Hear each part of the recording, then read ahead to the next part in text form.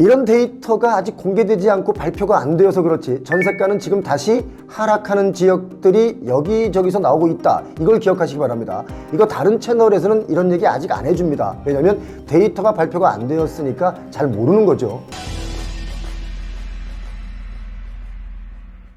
자, 오늘 제가 아주 중요한 얘기를 여러분께 드릴까 하는데요.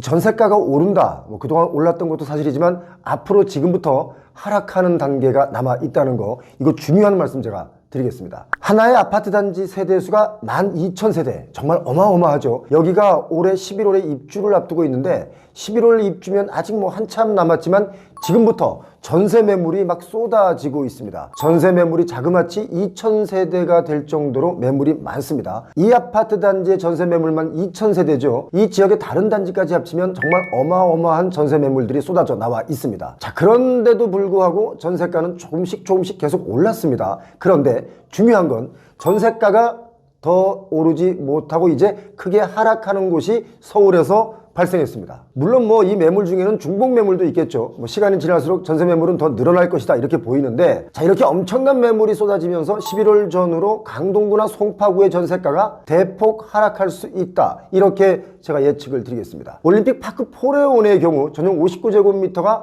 전세가가 아주 들쭉날쭉하게 지금 나와 있는데요. 물론 워낙 큰 단지이기 때문에 동과 향에 따라 차이가 있을 수는 있지만 전세 매물들의 가격 차이가 너무 크게 벌어져 있는 상황입니다. 전용 59제곱미터가 8억 5천만 원부터 5억 후반대까지 나와 있는데, 입주를 시작하고 시간이 좀 더 지나면 전세가는 더 떨어질 수 있다, 이렇게 봐야 됩니다. 왜냐?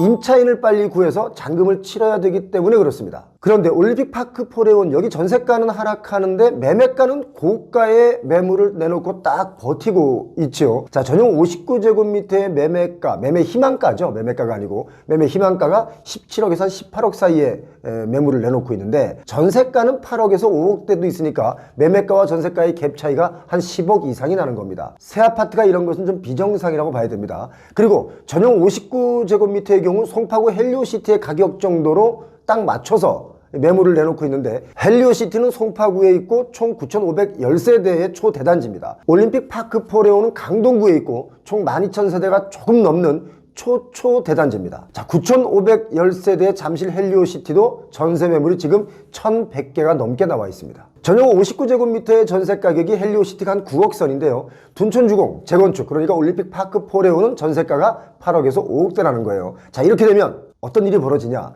11월 즈음 입주할 때가 되면 일시적일 수 있겠지만 헬리오시티 아파트 전세가도 하락할 수 있다, 이렇게 봐야 됩니다. 헬리오랑 올림픽 파크 포레온이랑 거리가 한 4km 정도 차이가 나는데 아주 가깝습니다. 여기뿐만 아니라 강동구와 송파구 일대 전체가 전세가가 하락 쪽으로 요동칠 수 있다, 이렇게 예측할 수밖에 없습니다. 단순히 전세가가 하락한다 이렇게 볼 게 아니라 이미 이런 것 때문에 위험에 노출된 분들이 꽤 계십니다. 올림픽 파크 포레온에서 좀 더 들어가면 지하철 5호선 거여역, 마천역이 있는 곳에 아주 유명합니다. 2년 전에 입주를 했으니까 거여동 송파 시그니처 롯데캐슬 아파트가 있는데 2년 전 22년에 전세가가 한 8억 정도 됐거든요. 그런데 최근에 6억 선까지 하락해서 전세 매물이 등장하고 있습니다. 자, 만약에 갱신 거래를 한다고 하면 1억 이상을 돌려주면서 갱신을 해야 되겠죠. 다른 곳으로 이사를 가겠다고 하면 여기도 임차인 맞추려면 전세가를 대폭 낮춰야만 임차인을 찾을 수 있습니다.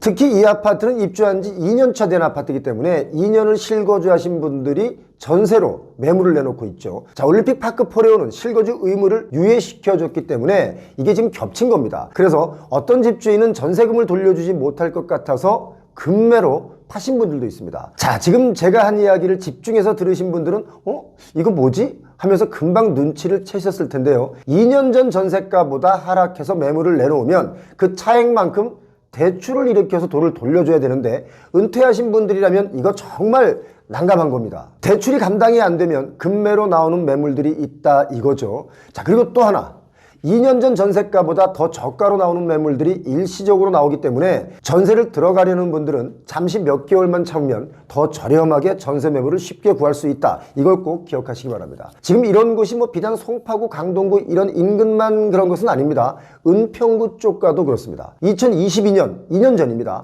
3월에 입주한 은평구 증산동의 DMC 센트럴 자이, 여기가 1388가구인데요. 전용 84제곱미터의 경우가 작년 11월에 8억 5천만 원의 전세로 거래가 됐는데 지난 2월, 올해 2월입니다. 7억 5천만 원, 5천만 원 내려서 전세 거래가 이루어졌습니다. 입주 2년이 지난 단지들이 대출금을 갚기 위해서 전세로 매물을 내놓는 곳이 이렇게 많은 겁니다. 그 양이 점점 더 늘어나겠죠. 자, 이런 현상이기 때문에 이제 전세가가 당분간 하락한다 이렇게 보셔야 됩니다. 자, 마포구에도 마찬가지입니다. 최근 몇 년 전부터 아주 핫하게 떠오른 지역이 있습니다. 대흥동이라는 곳인데요. 이곳에 학원들이 많이 들어오면서 서울에서 대치동, 목동처럼 대흥동이 요즘 뜨고 있는 겁니다. 여기도 입주 4년 차가 된 마포 그랑자이 아파트라는 곳이 있는데요. 작년 말부터 올해 초까지 전용 84제곱미터의 전셋값이 10억을 넘었었습니다. 그런데 지금 2월부터는 8억 선까지 뚝 떨어졌습니다.